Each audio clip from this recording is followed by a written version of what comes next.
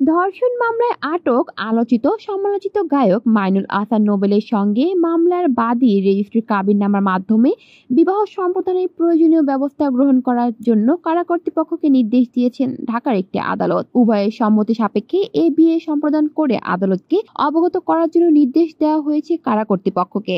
বুধবার Dhaka metropolitan magistrate Nazmin আক্তারের আদালতে নোবেলের আইনজীবী এটি আবেদন করেন। আবেদনে বলা হয়, মামলার আসামি নোবেল গত 20 মে হতে জেল হাজতে আটক আছেন। যেহেতু বাদী ও আসামির মধ্যে ভুল বোঝাবুঝি সৃষ্টি হয়, বাদীনি মামলাটি দায়ের করেছেন। মামলার বাদীনি ও আসামি বিবাহ বন্ধনে আবদ্ধ হতে ইচ্ছুক, সেহেতু জেল হাজতে আসামি ও বাদীর বিয়ের অনুমতি প্রদান করা একান্ত আবশ্যক। শুনানি শেষে আদালত আবেদনটি মঞ্জুর করেন।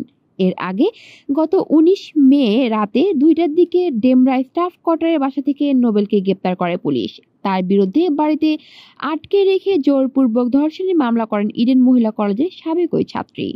কলি শিকদার, বাংলা নিউজ নেটওয়ার্ক।